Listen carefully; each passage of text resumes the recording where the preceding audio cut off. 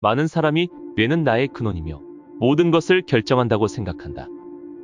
하지만 웹진 생명과학정보실의 대표이자 장내력이라는 책의 저자 나가노마 타카노리는 우리는 장에서 생겨났으며 뇌는 우리의 근원이 아니라고 주장한다. 뇌가 명령한 대로 몸이 움직이고 뇌가 생각한 대로 행동한다는 기존의 인식은 크게 바뀌어야 한다. 생물은 먼저 장에서 진화했으며 장은 뇌보다 훨씬 오래된 생명의 근원이다. 장은 마음의 움직임과도 밀접한 관계를 맺고 있는 제2의 뇌라고 할 정도로 중요한 기관이며 장이 더러우면 마음까지 더러워진다. 오늘은 몸과 마음을 지배하는 장의 놀라운 힘에 관한 책, 장내력에 대해 이야기해보겠다.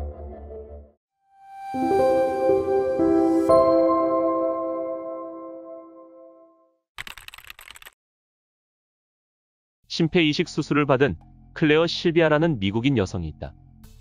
그녀는 수술이 끝난 뒤부터 자신 안에 새로운 마음이 생겨났음을 느껴왔다고 한다. 그 새로운 마음은 오토바이 사고로 숨지면서 그녀에게 심장과 폐를 기증한 젊은 남성의 성격이었다. 심장과 폐를 이식받으면서 새로운 인격까지 이식받게 된 것이다. 의학적 관점으로 보면 심장은 산소를 온몸으로 내보내는 장기에 지나지 않는다. 하지만 실제로는 그 이상의 기능을 하는 것으로 느끼는 사람들이 있다는 것이다. 이는 소화기관인 장에 관해서도 마찬가지다. 진화의 계통을 거슬러 올라가다 보면 초기 척추동물은 입부터 항문까지 이어진 한 개의 소화관, 즉 장 하나로 이루어져 있었다. 이 단계에는 아직 뇌가 생기지 않았다. 장에서 심장이나 폐와 같은 장기들이 생겨나고 장벽과 체벽에 있던 신경들이 서로 이어져서 뇌가 생겼다고 추정된다. 그러니 심장에 마음이 있다고 하면 당연히 그 근원은 장에 있는 것이다. 동양의 전통적 신체관은 사고와 머리의 자아를 관장하는 지, 감정과 가슴의 자아를 관장하는 정, 의지와 배의 자아를 관장하는 의로 요약된다. 머리는 물론이고 가슴과 배에도 자아가 존재한다고 본다. 나는 뇌라는 부분이 아닌 몸이라는 전체에 존재한다는 의미다. 동양에서는 이 세 개의 자아 가운데서도 배의 자아를 단련하는 게 가장 중요하다고 여겨왔다. 중요한 점은 이 세 개의 자아가 균형을 잡는 것이다. 머리의 자아만으로는 몸에서 일어나는 힘차고 활발한 생명활동을 느끼지 못한다. 산다는 것은 먹는다는 것이다. 먹는다는 행위는 장이 꿈틀거리는 현상이며 여기에 느낀다라는 행위의 기원이 있다. 즉, 생물은 뇌가 생겨나기 훨씬 이전부터 끊임없이 무엇인가를 하고자 느끼면서 살아왔으며 소화기관인 장은 느끼는 기능의 주체였다.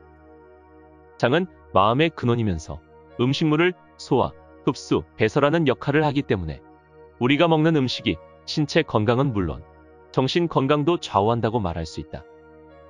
우리는 배가 아프면 마음이 초조하고 불안해진다. 반면 이유도 없이 불안할 때가 있는데 그것은 정신력이 약해서가 아니라 장이 그렇게 반응하고 있어서인지도 모른다. 장이 건강해져서 뱃속이 안정되면 의욕이 생기고 각오를 다질 수 있을 만큼 서서히 마음이 단단해진다. 마음의 작용을 조절하는 세로토닌은 뇌에서 분비되는 신경전달 물질의 하나로 알려졌다. 하지만 실제로는 전체 양의 95%가 장이 꿈틀 운동을 할 때 장에서 분비된다. 장이 제대로 운동하면 세로토닌이 분비되어 마음이 안정된다라고 인식하면 정신 안정의 메커니즘을 충분히 이해할 수 있다. 마음이나 감정 너머에는 더욱 모호한 의식의 세계가 있다. 그것은 다름 아닌 영혼의 세계다. 영혼이라는 말을 쓰면 종교적 색채가 짙다는 이유로 싫어하는 사람도 있겠지만 영혼을 무시해버리면 사람이 더 나은 삶을 사는데 꼭 필요한 직관력이나 인격의 본질을 파악하기가 어려워진다. 그러면 영혼이란 도대체 무엇일까? 영혼과 마음의 차이가 이해되지 않는다면 두 단어를 직관과 감정으로 바꾸어 보자. 직관은 외부로부터 정보를 포착하는 안테나와 같다. 이는 장에서 시작된 감정과 어딘지 모르게 성질이 다르다. 순간적으로 번쩍이는 것은 직관이고 마음으로 느끼는 것은 감정이라고 생각하면 두 단어를 확실히 구분할 수 있다. 직관이 안테나가 신호를 감지하듯 포착되는 것이라면 안테나는 어디에 붙어 있을까? 일반적으로 뇌를 떠올릴지도 모르지만 여기에는 함정이 있다. 야생동물은 느낀 대로 행동하므로 생각해서 행동하는 인간에 비해 훨씬 자연스럽게 움직일 수 있다. 생각하자마자 행위로 바로 이어지지 않으면 직관도 문득 떠오른 생각에 지나지 않는다. 야생동물은 문득 떠오른 생각에 따라 행동하면 도저히 살아갈 수 없다. 그런 의미에서 뇌에는 안테나가 없다. 느끼는 것은 마음이며 생각하는 것은 머리이다. 그렇다면 직관은 어디에서 나올까? 옛사람들은 번쩍이다, 직관하다를 영혼이라는 개념과 연관해 영감이라고 불렀다. 품격이란 영성을 갈고 닦는다는 의미이다. 영혼이라는 개념은 인간의 본능과 관련지어서 과학적으로 인식해야 하는 감각의 하나라고 할 수 있다. 장래력을 갈고 닦는 일은 직관력을 기르는 길이다. 품격, 직관과도 의미가 통하는 영성은 어떻게 연마하고 그 수준을 높일 수 있을까? 마음은 소화관인 장과 직접적인 관계를 맺고 있지만 직관은 신경계와 관계가 깊다. 신경은 외부의 자극을 포착하는 구실을 하며 몸속 구석구석까지 둘러쳐져 있다. 그러면 핵심인 안테나는 도대체 어디에 세워져 있을까? 예를 들어 축구 선수가 물 흐르듯이 경기를 이어가려면 직관과 행위가 끊임없이 서로 연결되며 나타나야 한다. 경기 동작에서 행위의 출발점이 되는 무게중심이 바로 복부 또는 단전이라 불리는 부위다. 복부에 위치한 소화관인 장에는 안테나를 세울 만한 장소가 없다. 우리가 주목해야 할 것은 신경의 작용이다.